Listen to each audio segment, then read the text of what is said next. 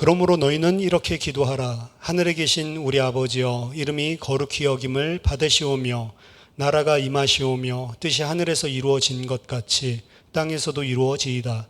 오늘 우리에게 일용할 양식을 주시옵고 우리가 우리에게 죄 지은 자를 사하여 준 것 같이 우리 죄를 사하여 주시옵고 우리를 시험에 들게 하지 마시옵고 다만 악에서 구하시옵소서. 나라와 권세와 영광이 아버지께 영원히 있사옵나이다. 아멘. 오늘 주기도문 7번째 시간, 우리를 시험에 들게 하지 마시옵고, 이 부분에 대해서 같이 말씀 나누도록 하겠습니다. 주기도문에 우리가 간청하는 부분을 크게 7가지로 나누는 사람도 있고요, 그리고 6가지로 나누는 사람도 있습니다. 저희는 7가지로 좀 세분화해서 나눠보려고 합니다. 처음에 3가지는 하나님께 대한 기도의 내용이었고, 그리고 나머지 후반부는 우리 자신에 대한 기도인데요. 첫 번째가 우리에게 일용할 양식을 주시옵고, 그리고 두 번째로 우리가 우리에게 죄 지은 자를 사하여 준 것 같이 우리 죄를 사하여 주시옵고, 그리고 오늘 본문이죠. 우리를 시험에 들게 하지 마시옵고, 그리고 다만 악에서 구하시옵소서. 이 우리를 시험에 들게 하지 마시옵고랑 다만 악에서 구하시옵소서, 이 2개를 하나로 보는 사람들도 있고 또 2개로 나누는 사람도 있기 때문에 어떤 사람들은 6개의 간청문이 있다라고 이야기하기도 하고, 또 어떤 사람은 2개로 나뉘어서 7개의 간청문이 있다라고 이야기하기도 하는데, 아무래도 7이 완전수기도 하니까 우리는 7개로 생각을 하고, 오늘은 우리를 시험에 들게 하지 마시옵고 이 부분에 대해서 살펴보도록 하겠습니다. 자, 우리를 시험에 들게 하지 말게 해달라 기도하는데, 이 시험은요, 이 페이라조라고 하는 동사에서 나온 것인데요, 페이라스모스라고 하는 형태로 2인칭 명령형으로 지금 사용하고 있습니다. 이 시험이라고 하는 것은 크게 2가지 의미를 담고 있습니다. 먼저 첫 번째는 어떠한 사물의 성질을 조사하거나 혹은 검사하는 것, 사람에게 있어서 자기 자신의 생각, 그리고 사람이 가지고 있는 신앙의 진정성, 그리고 충실성, 신실성 등을 살펴보는 것에 의미가 있습니다. 영어로 한다면 테스트한다라고 하는 거죠. 혹은 살펴보는 거기 때문에 examine, 검사한다. 그리고 prove, 증명하다라고 하는 이러한 의미들을 담고 있는 그러한 뜻으로 성경에서 사용하는 경우입니다. 요한계시록 2장 2절 에베소 교회에 보낸 편지에서도 이러한 의미로 사용하고 있죠. 내가 내 행위와 수고와 내 인내를 알고 또 악한 자들을 용납하지 아니한 것과 자칭 사도라 하되 아닌 자들을 시험하여 그 거짓된 것을 네가 드러낸 것과, 이거 이제 에베소 교회에 칭찬하는 내용이죠. 그 칭찬하는 내용들 가운데 거짓 사도들을 너가 시험해서 그의 거짓된 것을 네가 드러냈다. 이제 이때 이제 사용하는 단어가 오늘 우리가 시험에 들게 하지 말라, 시험하다라고 하는 그런 동사를 사용하고 있습니다. 이것은 특히 이제 그런 시험은 성경에 보면 다양하게 나옵니다. 하나님이 사람을 시험하는 경우도 있고요, 사람이 하나님을 시험하는 경우도 있고, 사람이 예수님을 시험하는 경우도 있고, 예수님이 사람을 시험하는 경우도 있고, 그 사람과 사람 사이에서, 계시록 2장 2절 같은 경우는 사람과 사람 사이에서 시험하는 거죠. 하지만 이 시험이라고 하는 이러한 의미에서의 시험의 경우는 가장 중요한 것이 하나님이 하나님의 백성을 시험해 보는 겁니다. 그 뜻은 하나님의 백성의 마음이 정말 어떠한지 하나님께서 조사하고 검사하고, 그리고 그들의 진실성, 하나님께 대한 신실성을 살펴보고 드러내는 것이죠. 신명기 13장 1절에서 3절에서도 이 거짓 선지자들에 대해서 시험을 하라고도 이야기를 합니다. 너희 중에 선지자나 꿈꾸는 자가 일어나 이적과 기사를 내게 보이고 그가 내게 말한 그 이적과 기사가 이루어지고 너희가 알지 못하던 다른 신들을 우리가 따라 섬기자 말할지라도 너는 그 선지자나 꿈꾸는 자의 말을 청종하지 말라. 이는 너희가 하나님 여호와께서 너희가 마음을 당하고 뜻을 다하여 너희의 하나님 여호와를 사랑하는 여부를 알려 하사 너희를 시험하심이니라.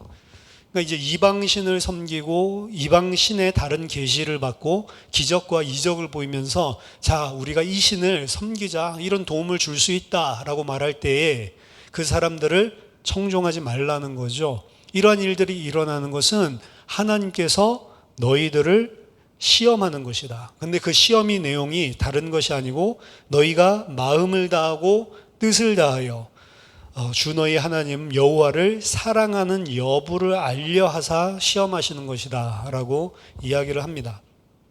그래서 이 첫 번째 의미는 하나님이 하나님의 백성에게 행하시는 시험이라는 의미로 많이 사용됩니다. 가장 대표적인 예가 창세기 22장에서 아브라함을 하나님께서 시험하시는 내용이죠.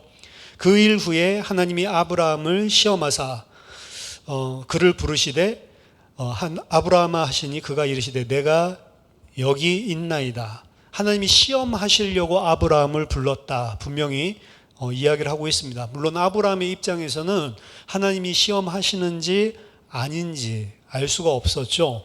하지만 하나님께서는 하나님의 백성을 시험합니다. 아브라함뿐만이 아니고 이스라엘 백성 전체를 사실은 시험하셨죠. 신명기 8장 2절에 보니까 내 하나님 여호와께서 이 40년 동안에 내게 광야 길을 걷게 하신 것을 기억하라. 이는 너를 낮추시며 너를 시험하사 내 마음이 어떠한지 그 명령을 지키는지 지키지 않는지 알려 하심이라. 하나님께서 그 백성들이 어떤 마음을 정말로 품고 있는지, 하나님을 정말로 사랑하는지, 하나님을 사랑해서 그 하나님의 말씀을 순종하고 청종하는지 그들을 낮추시고 그들을 시험해서 그 마음을 하나님께서 알기 위해서 행하시는 시험이다 라고 이야기를 합니다.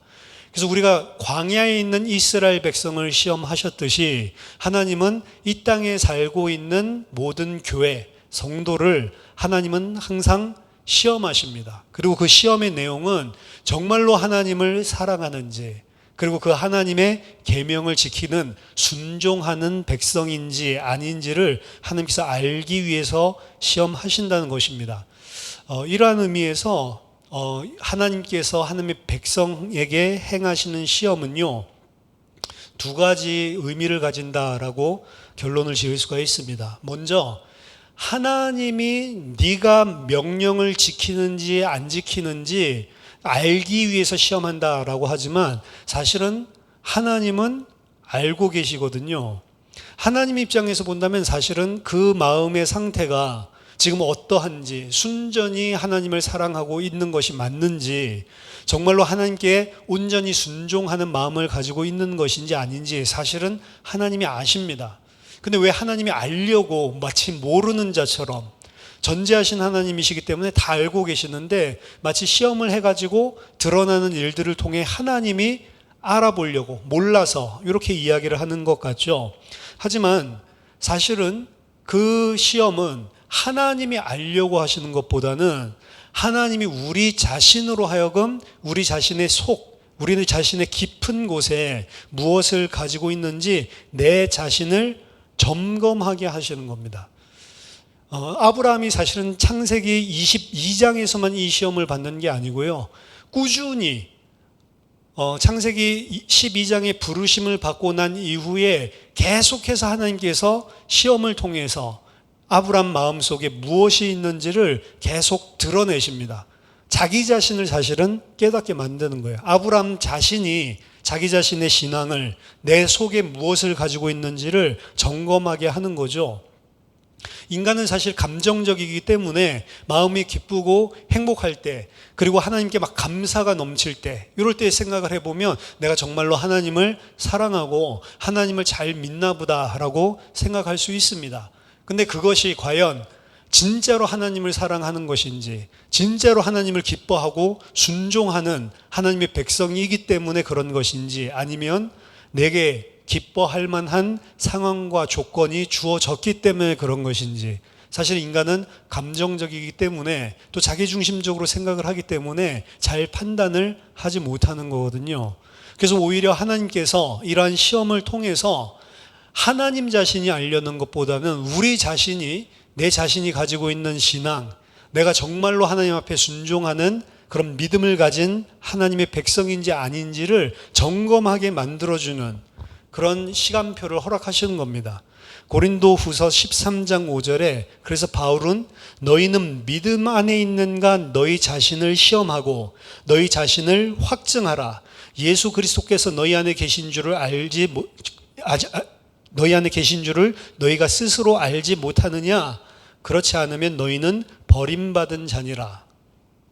내 속에 정말로 예수 그리스도가 계신지 계시지 않은지를 우리가 믿음 안에 있는지 믿음 안에 있지 않은지를 자기 자신을 스스로 시험하고 자기 자신의 믿음을 확증해라 라고 이야기를 하죠. 어떻게 보면 우리는 가만히 있으면 내 자신 믿음 가지고 있는지 안 가지고 있는지 점검하지 않고 그저 내가 생각하는 대로 일들이 잘 흘러가고 있기 때문에 믿음이 좋은 줄 착각합니다. 근데 그러한 시간표 때에 하나님께서 사실은 이 시험이라고 하는 사건을 통해서 우리로 하여금 믿음을 확증하고 내 안에 정말로 믿음이 있는지, 내가 정말로 하나님의 백성으로 정말로 하나님을 사랑하고 순종하고 있는 것인지 하나님께서 우리 자신을 깨달을 수 있도록 도와주십니다.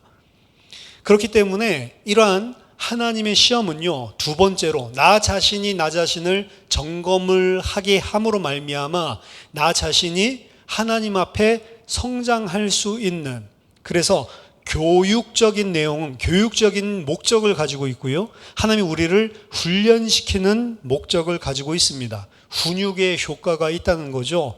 시험을 통해서 우리 자신의 수준을 깨닫게 만들고 그 가운데서 우리 자신을 갱신하게 만들고 우리 자신이 다시 한번 하나님 앞에 놓쳤던 부분들을 점검하게 만들고 우리를 연단시키고 훈련시켜서 우리를 하나님의 백성으로 만들어 가시는 교육적인 도구로 하나님께서 허락하시는 겁니다. 베드로전서 1장 6절 7절 보니까 그러므로 너희가 이제 여러 가지 시험으로 말미암아 잠깐 근심하게 되지 않을 수 없으나 오히려 크게 기뻐하는도다. 너희 믿음의 확실함은 불로 연단하여도 없어질 금보다 더 귀하여 예수 그리스도께서 나타나실 때에 칭찬과 영광과 존귀를 얻게 할 것이니라. 우리에게 하나님께서 허락하시는 이런 시험들, 하나님께서 우리에게 허락하시는 이런 고난의 모습으로 다가오는 여러 가지 시험 때문에 잠깐 우리가 근심할 수 있지만 오히려 그 근심을 통해서 우리 자신을 확증하고 우리 자신이 그 안에서 한층 더 성장한, 그래서 감사라고 하는 것도 감사의 레벨이 존재하죠. 감사가 우리 자신에게 좋은 일들이 생겼을 때 하나님께 감사할 수 있지만 사실은 그것은 불신자들도 할 수 있는 감사죠. 내 일들이 인생에서 너무 잘 풀리고 순조롭게 진행될 때에 감사한 마음 그리고 기뻐하는 마음이 가득하다. 그거는 신앙이 굳이 없어도 우리가 다 가질 수 있는 당연한 마음입니다. 하지만 고난을 당했을 때, 문제를 당했을 때 오히려 그 사람이 진짜로 감사하는 사람이 맞는지, 진짜로 그 하나님의 은혜를 알고 하나님을 신실하게 붙들고 있는 믿음의 사람인지 아닌지가 드러나게 되는 거죠. 문제가 왔을 때 잠시 근심하다가 오히려 그런 문제 속에서 감사하는 감사가 오히려 한 단계 더 높은 감사죠. 문제를 당했음에도 불구하고 그 문제 해결이 아니고 그 문제 속에서도 감사할 수 있다면 감사한 일이 생겼을 때 감사하는 사람보다 훨씬 더 그 믿음이 연단되어지고 그리고 성장한 사람이다라고 볼 수가 있습니다. 나중에 가서는 도리어 문제 정도가 아니고 그리스도 때문에 내가 당하는 고난을, 핍박을, 환난을 감사할 수 있는 자로 우리를 단계적으로 만들어 나가십니다. 그래서 우리가 그 시험을 통해서 믿음이 확실하게 세워지는 것은 불로 연단해서 없어지는 금보다도 더욱더 귀한 것이고 이것이 마침내 예수 그리스도께서 나타나실 때, 재림하실 때에 칭찬과 영광과 존귀를 얻게 하실 것이다 라고 이야기를 합니다. 그래서 이 시험은 어떻게 보면 우리에게 좋은 것이죠. 우리 자신을 확증하고 그리고 우리 자신이 연단받아서 어떠한 상황에서도 감사할 수 있는 자로 우리를 단련시키고 훈련시키는 역할을 하는 것입니다. 시편 26편 2절에서도 여호와여 나를 살피시고 시험하사 내 뜻과 내 양심을 단련하소서. 여호와여 나를 시험해 주십시오. 그래서 내 뜻과 내 양심을 단련시켜 주십시오. 어떻게 보면은 시험을 하나님 나에게 허락해 주세요. 왜? 그 시험이 나의 믿음을 단련시키는데 유익하기 때문에 이 고백을 도리어 하고 있습니다. 하나님께서 그래서 하나님의 백성들을 시험하시는 것은 광야 교회, 광야의 이스라엘 백성에게 그렇게 하셨던 것처럼 우리가 이 땅에 광야 교회로서 이 땅에 우리가 살고 있는 동안 하나님의 백성이라면 당연히 하나님께서 우리를 연단시키고 훈련시키고 성장하게 만들기 위해서 허락하시는 당연한 시험인 것입니다. 그래서 오늘 기도에서도 시험을 없애달라고 기도하는 것이 아니고 그 시험에서 나를 건져내달라고 기도를 하고 있는 거죠. 하지만 야고보서 1장 13절을 보면 하나님이 시험을 하지 않는다라고 이야기하는 것 같이 이야기를 합니다. 그래서 오늘 본문, 오늘 우리가 지금까지 살펴본 내용, 하나님께서 하나님의 백성을 시험하신다라는 내용과 상충되는 것처럼 보이는 말씀입니다. 야고보서 1장 13절에 사람이 시험을 받을 때에 내가 하나님께 시험을 받는다 하지 말지니 하나님은 악에게 시험을 받지도 아니하시고 친히 아무도 시험하지 아니하시느니라. 야고보서 1장 13절에서는 하나님은 그 누구도 시험하지 않는다. 따라서 시험 받을 때에 하나님이 나를 시험한다라고 말하지 말라라고 이야기를 합니다. 반대되는 이야기를 하는 것 같지만 여기서 똑같은 동사를 사용하고 있는데 아까 전에 첫 번째 하나님께서 우리 자신을 드러내고 우리 자신이 정말로 믿음을 가지고 있는지 그 우리를 마음을 알려고 정말로 하나님을 사랑하는지 시험하시는 그 시험의 의미로는 시험하지만 야고보서 1장 13절에서는 똑같은 이 동사가 다른 의미로 사용된 시험을 이야기합니다. 두 번째는 인간을 어떠한 어려움이나 함정을 통해서 죄에 빠지도록 꾀고 유혹하는 것 또한 시험한다라고 하는 동일한 동사를 페이라조를 사용하고 있단 말이죠.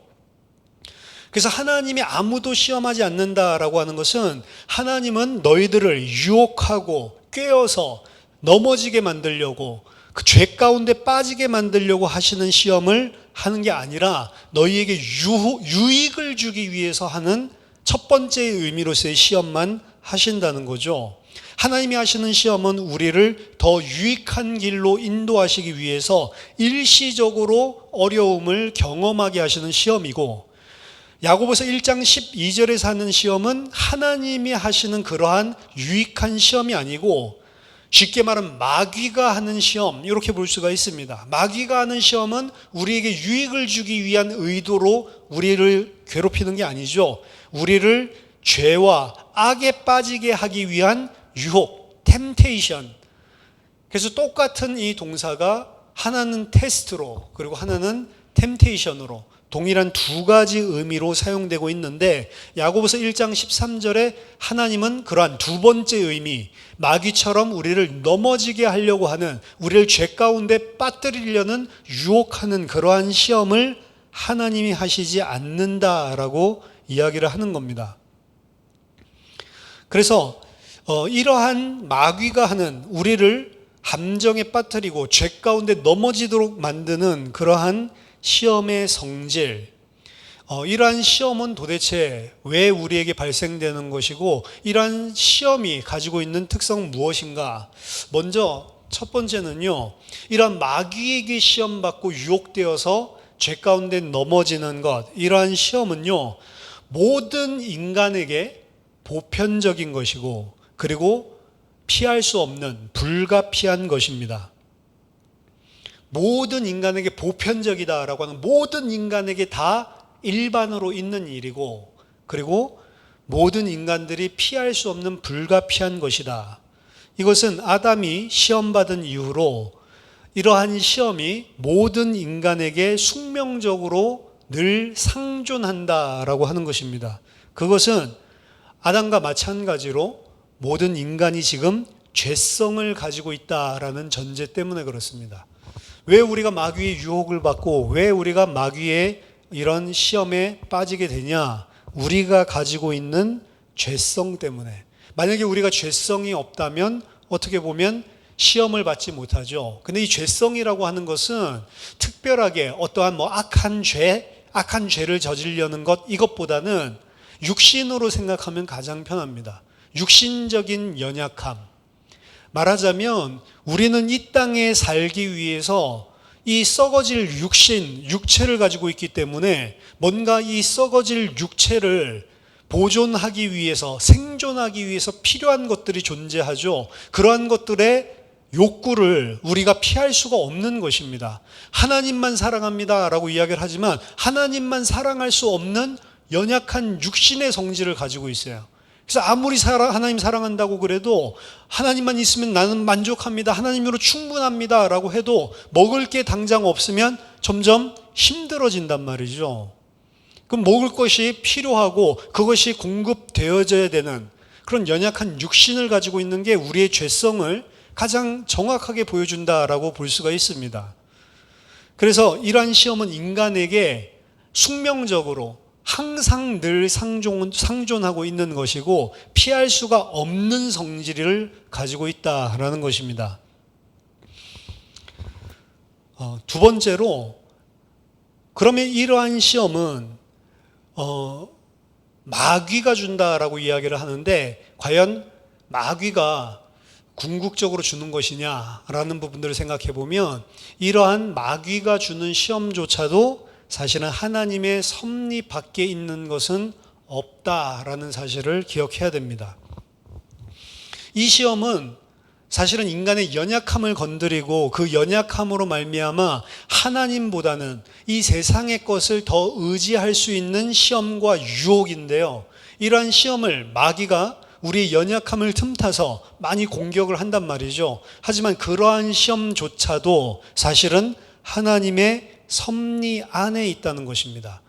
때로는 이러한 시험이 인간에게 큰 재난과 그리고 불행을 초래한다 할지라도 하나님의 섭리 안에서 이루어지는 것이다 라는 겁니다. 결국에는 마귀가 우리를 시험하는 건 맞지만 그 마귀가 우리를 시험할 수 있는 근거가 하나님의 주권 아래에 있다라는 사실을 기억해야 됩니다.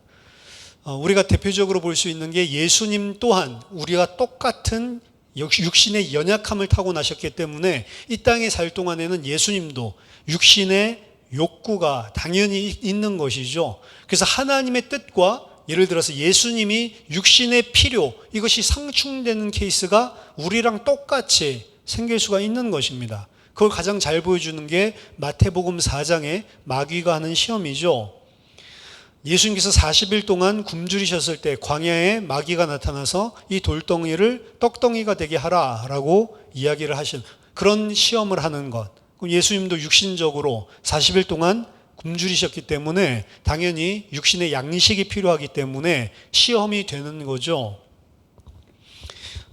이러한 시험은 마태복음 4장에서도 명확하게 보여주고 있습니다. 그때 예수께서 성령에게 이끌려 마귀에게 시험을 받으러 광야로 가사, 예수님을 시험으로 이끌어 가신 분은 마귀가 아니고 궁극적으로는 성령에 이끌려라고 하는 말씀을 분명하게 성경은 계시하고 있습니다. 마귀의 시험은 성령에게 이끌려 가셔서 받으셨고 그것은 하나님의 모든 섭리 가운데서 사실은 그 마귀의 시험조차도 일어난다. 이것을 또 잘 보여주는 대표적인 예가 욥기 1장이죠. 사단이 욥을 시험을 하는데 욥을 시험하기 위해서 하나님께 허락을 받고 하나님이 허락하신 한도 내에서만 욥을 건드리는 것들을 우리는 볼 수 있습니다. 따라서 만약 하나님이 원하신다면, 주님께서 원하신다면 언제든지 마귀가 주는 시험을 포함한 그 어떠한 시험도 제거할 수가 사실은 있는 거예요. 왜? 그 모든 주권은 하나님의 손에 달린 것이기 때문에. 그 말은 마귀가 시험을 하지만 그 마귀가 시험하는 것조차도 하나님의 뜻 안에 있다라고 하는 것입니다. 세 번째로, 마귀가 우리의 연약함을 시험하고 우리를 유혹해서 우리의 육신의 연약함을 틈타서 우리가 죄 가운데 넘어지게 할 때 인간이 물론 우리들이 신앙을 가지고 성장을 한 만큼 이길 수 있는 힘이 존재할 수도 있습니다. 하지만 인간 자신의 힘으로는 궁극적으로 그러한 시험을 이길 수 없다라고 하는 것입니다. 인간은 사실은 마귀보다 연약한 존재입니다. 마귀가 훨씬 더 힘과 지혜와 능력에 있어서 인간보다 훨씬 더 큰 것을 가지고 있어요. 인간보다 훨씬 똑똑합니다. 인간보다 훨씬 간사하고요. 그리고 인간의 연약함을 인간 자신이, 내 자신이 나를 파악하고 있는 것보다 더 많은 것을 알고 공격을 합니다. 그리고 우리보다 어떻게 보면은 시공간을 초월해서 움직이고 다니면서 할 수 있는 능력도 원래 천사였기 때문에 우리와 비교할 수 없는 그런 능력들을 가진 존재죠. 쉽게 봐서는 안 됩니다. 따라서 이러한 시험은 우리 자신의 힘으로는 다 이길 수가 없는 겁니다. 어쩔 때는 우리가 이제 좀 성장했기 때문에 마귀의 시험이 오는 걸 보고 이것도 나의 연약함을 시험하는구나 라고 해서 이길 때도 있을 수 있지만 궁극적으로는 우리의 힘으로는 도저히 이길 수 없는 것입니다. 이 시험은 하나님께서 도와주셔야만 이길 수 있는 시험입니다. 따라서 시험을 이기는 것이 궁극적으로 나에게 있는 것이 아니라 하나님께 있다라는 사실을 기억해야 됩니다. 그래서 오늘도 이 기도를 하는 거죠. 내가 시험을 이길 수 있으면 뭐하러 기도합니까? 하나님께 간구할 필요가 없는 거죠. 시험에 들게 하지 마시옵고 라고 기도하는 것은 내 힘으로는 이길 수 없고 하나님의 은혜와 하나님의 도우심이 필요합니다 라고 늘 간구하라는 이야기입니다. 또 중요한 것은 이 시험에 들게 하지 마옵시고 라고 이야기를 하는데 시험은 있으나 그 시험 가운데 빠지지 않게 해달라라고 기도하는 거죠.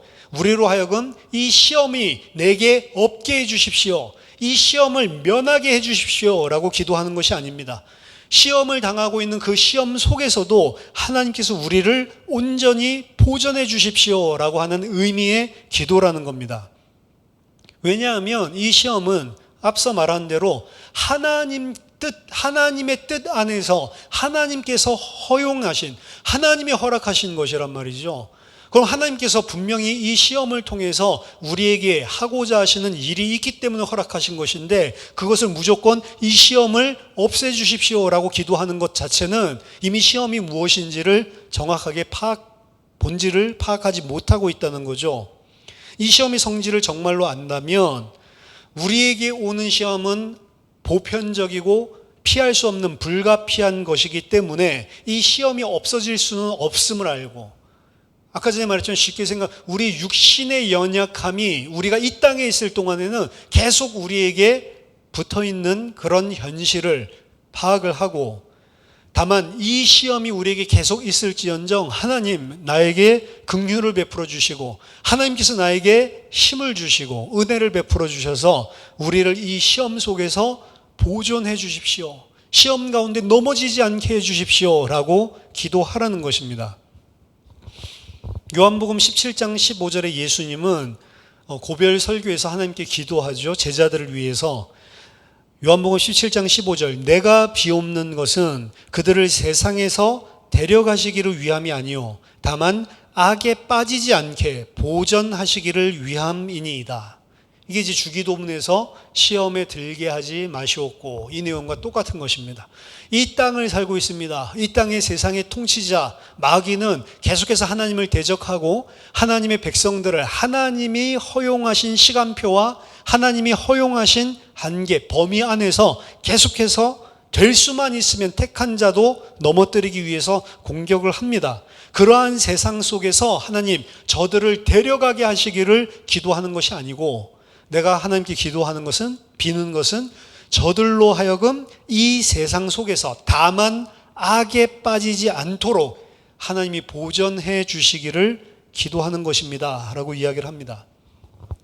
그래서 하나님은 이 땅에서 하나님의 백성에게 이루실 일, 구원이죠. 구원을 이루시기 위하여 그것은 나 자신의 구원도 포함되고요. 나 자신을 결국에 교회를 통해서 하나님께서 또 택하신 하나님의 백성의 구원을 이루어 가기 때문에 하나님의 구원 계획을 완성하기 위해 교회를 이 땅에 두시는 거죠. 그 교회가 살고 있는 땅이 사실은 마귀의, 그리고 우리 인간의 연약함을 반드시 수반하고 있는 곳이기 때문에 이러한 악의 시험 가운데 놓이게 되는 것이 당연한 것입니다. 그렇지만 하나님의 계획과 뜻 때문에 하나님은 그 속에 우리를 지금 살게 하신 것이죠. 그래서 우리를 이 땅에서 빨리 데려가 주십시오. 어떤 사람은 그 기도하는데요, 엘리야도 그 기도하죠. 죽는 것이 차라리 낫겠습니다. 빨리 나를 데려가 주십시오. 근데 그거는 하나님의 소관입니다. 하나님의 소관이고 그거 우리가 기도할 바가 아닌 것입니다. 아주 잘못된 기도입니다. 하나님의 주권을 넘어서는 기도예요, 사실은. 우리가 기도할 것은, 하나님, 우리가 이렇게 연약하고 이렇게 부족해서 이런 고난 가운데서 이렇게 흔들리고 시험당하고 이렇게 넘어지는 그런 불쌍한 존재인데 하나님 도와주셔서 이 가운데에서 감당할 수 있는 은혜를 허락해 주십시오. 기도하는 것입니다. 고린도전서 10장 13절에서는 이 시험이 사람이 감당할 시험 밖에는 너희가 당한 것이 없나니 오직 하나님은 미쁘사 너희가 감당하지 못할 시험을 당함을 허락하지 아니하시고 시험 당할 즈음에 또한 피할 길을 내사 너희로 능히 감당하게 하시느니라. 사람이 감당할 수 있는 만큼의 시험만 하나님이 허락하신다.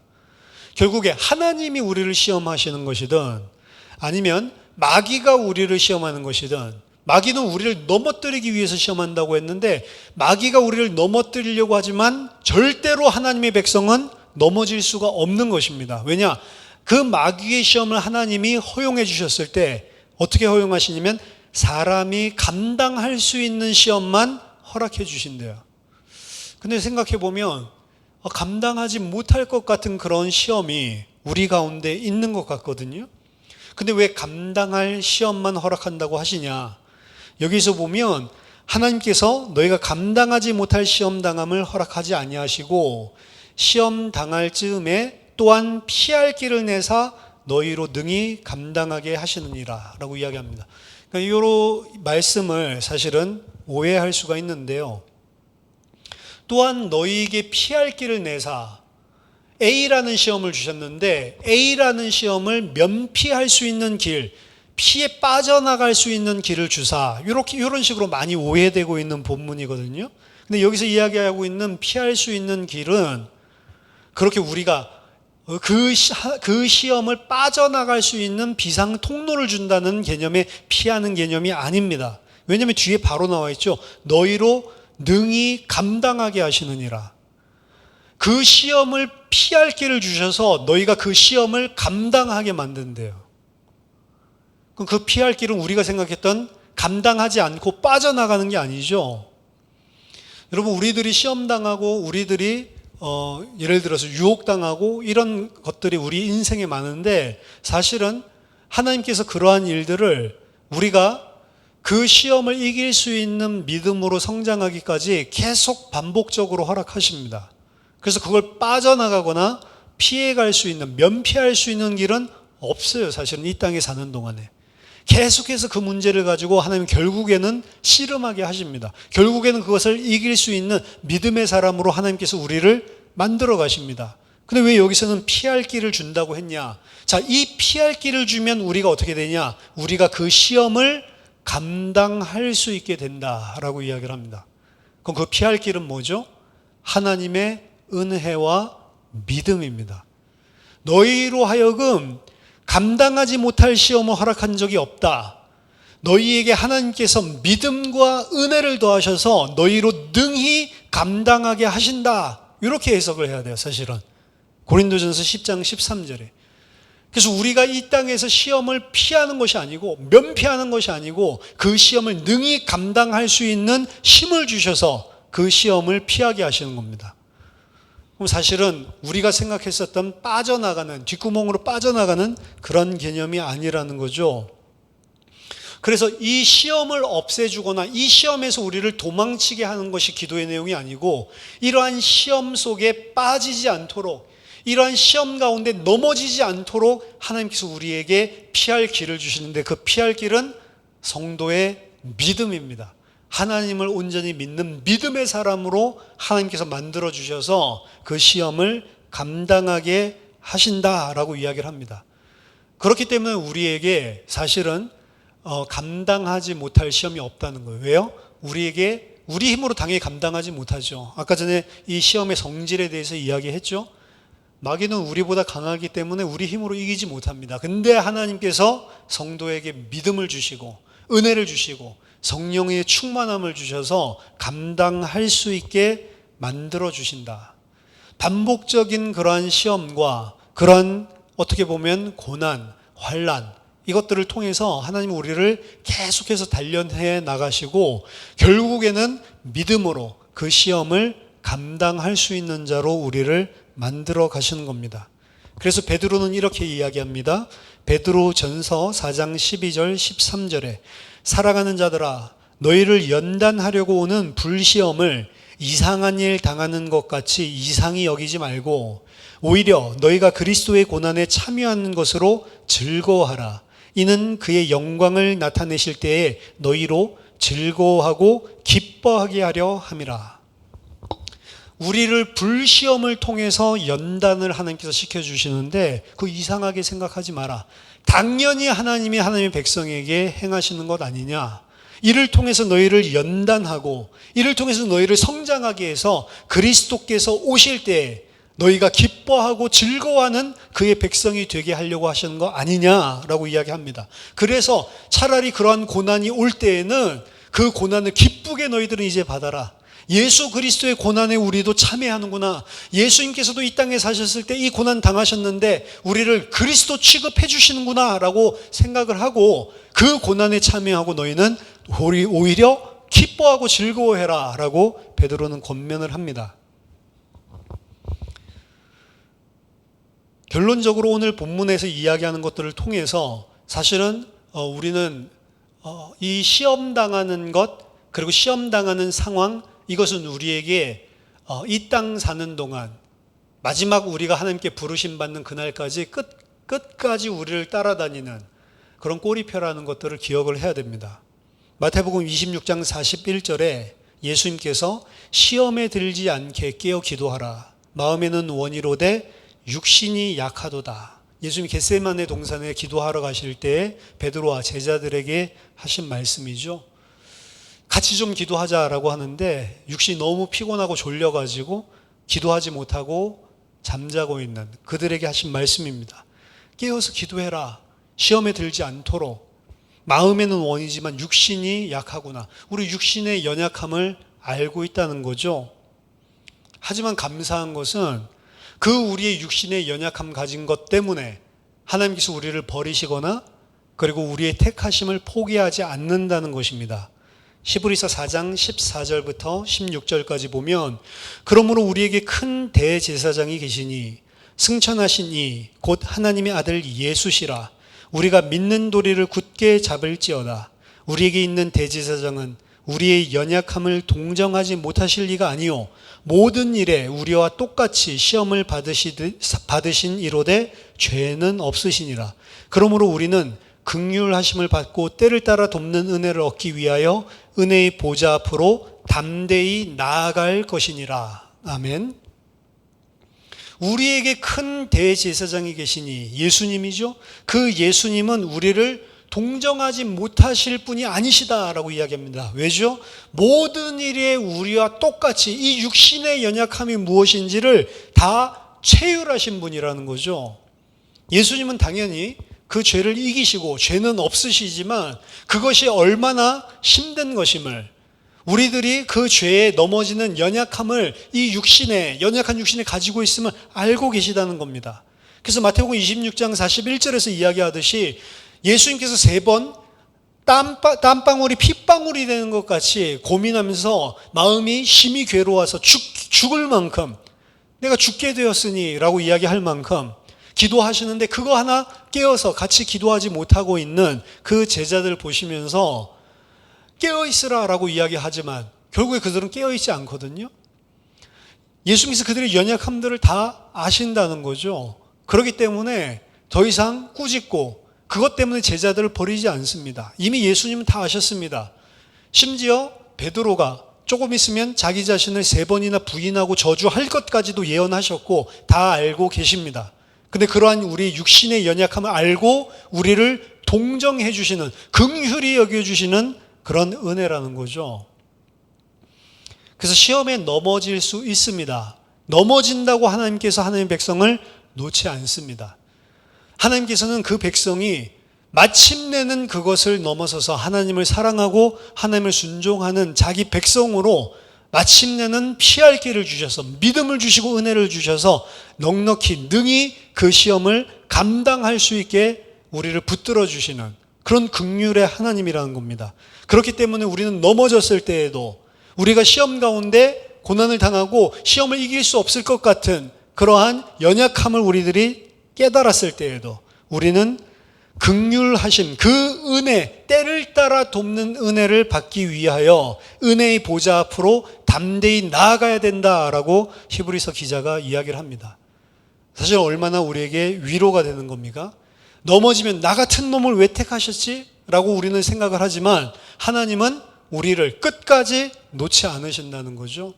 그렇기 때문에 넘어졌을 때에도 우리는 은혜를 얻기 위하여 우리를 긍휼을 베푸시고 도와주시는 그 은혜가 필요하기 때문에 담대히 넘어진 자리에서 곧바로 또 일어서서 하나님께 나아갈 수 있다는 것입니다. 그래서 궁극적으로 우리가 어떤 사람이 될 수 있도록 그 은혜와 도우심을 따라서 이 시험에 넘어지지 않고 이제 그 시험을 넉넉히 감당하고 그 시험을 능히 이길 수 있는 자가 되기 위해서 반복적으로 우리의 넘어짐을, 어린아이가 보통 돌 정도 되면은 걷는데요. 느린 아이들은 돌 때도 걷는 게 힘들 수도 있지만 돌 혹은 18개월 그 정도 되면 다 걷죠. 근데 그 걷기 위해서 얼마나 수없이 많이 넘어집니까? 트라이하고 넘어지고 트라이하고 넘어지고 안 될 것 같은데 마침내는 계속 트라이하고 계속 그거 할 수 있도록 격려해주고 그거 할 때마다 잘했다 칭찬해주고. 사실은 처음부터 잘하는 아이가 어디 있어요? 조금만 다리 힘내서 이렇게 손 붙잡아주고 일어서도 와 우리 아기 장하다 라고 하면서 계속 힘을 주죠. 마침내는 스스로 서서 걸을 수 있을 때까지 부모님은 포기하지 않습니다. 넘어져도 괜찮다고 생각합니다. 왜? 궁극적으로 내가 도와줄 것이고 그리고 너도 그 안에서 힘을 얻어서 마침내는 그 힘을 얻어 네 발로 걸을 수 있을 것을 알고 있기 때문에.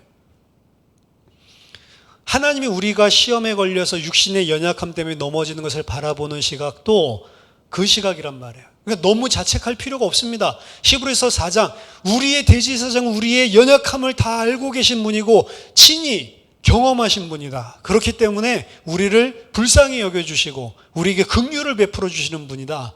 너희들이 넘어졌을지라도 너희들이 힘이 없어서 믿음이 연약할지라도 그 때를 따라 도와주는 은혜를 얻기 위해서 담대히 보좌 앞으로 나아갈지니라 라고 이야기를 합니다.